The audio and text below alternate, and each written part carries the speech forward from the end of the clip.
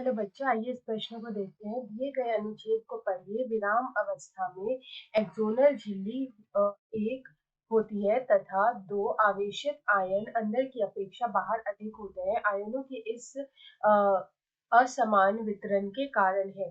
झिल्ली की चयनात्मक पारगम्यता जो 3 के लिए लगभग अभेद रोध बनाती है तथा 4 की क्रिया जो 5 सोडियम आयन को प्रत्येक 6 पोटेशियम आयन के अंदर प्रवेश के विरुद्ध न्यूरॉन के बाहर पंप कराती है। यहाँ पे हमें जो सही विकल्प है वो चुनना है और दिए गए अनुच्छेद के रिक्त स्थानों को भरने के लिए जो उचित होंगे, यानी कि जो यहाँ पे 1, 2, 3, 4, 5 और 6 जो है इनके रिक्त स्थानों पे भरने के लिए कौन सा उचित है वो हमें यहाँ पे बताना है। तो यहाँ पे सबसे पहले जो है हम इस प्रश्न की मुख्य अवधारणा यहाँ पे लिखेंगे। तो यहाँ पे अगर इस प्रश्न की हम मुख्य अवधारणा लिखें तो यहाँ पे हम लिखेंगे तंत्रिकाक्ष पर तंत्रिका आवेग। यहाँ पे हम लिखेंगे तंत्रिकाक्ष पर तंत्रिका आवेग।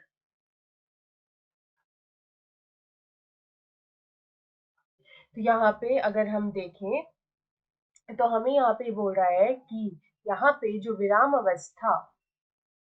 यहाँ पे जो है विराम अवस्था की बात हो रही है। तो विराम अवस्था के समय विराम अवस्था में जो एक्सॉन झिल्ली है, विराम अवस्था में विराम अवस्था में जो एक्सॉन झिल्ली है या फिर जो एक्सोनल झिल्ली है वो यहाँ पे कैसी होती है। तो अगर हम देखें तो वो यहाँ पे कैसी होगी, वो यहाँ पे होगी ध्रुवित, वो होती है ध्रुवित।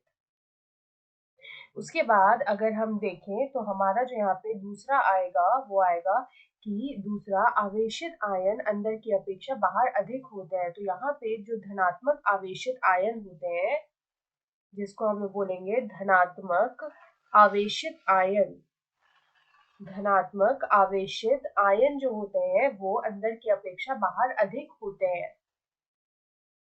तो दूसरा हो जाएगा हमारा धनात्मक। उसके बाद अगर हम तीसरा देखें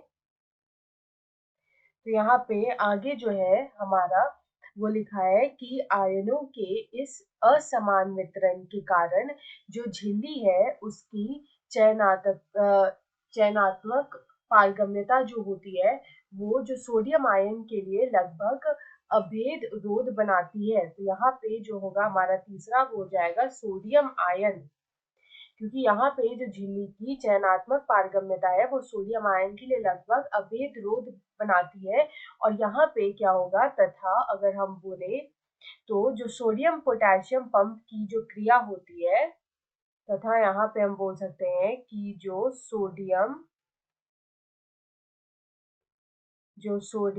पोटेशियम सोडियम पोटेशियम पंप की क्रिया जो क्या करती है कि तीन सोडियम आयंस को जो क्या करती है कि तीन सोडियम आयंस को, तो यहाँ पे हम लिख सकते हैं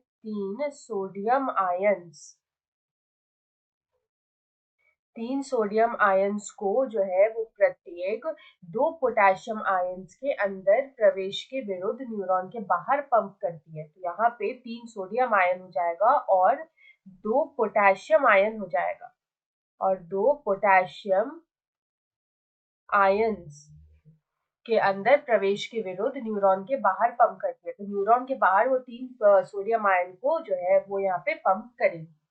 तो यहाँ पे अगर हम इस प्रश्न का सही उत्तर देखें तो विकल्प डी में हम देख सकते हैं। पहला है ध्रुवित, दूसरा है धनात्मक, तीसरा है सोडियम आयन, चौथा है यहाँ पे सोडियम पोटेशियम पंप, यहाँ पे पांचवा दे रखा है 3 और छठा दे रखा है 2। तो विकल्प डी हमारा सही उत्तर हो जाएगा। आशा है आप इसे अच्छी तरह समझ गए होंगे। धन्यवाद।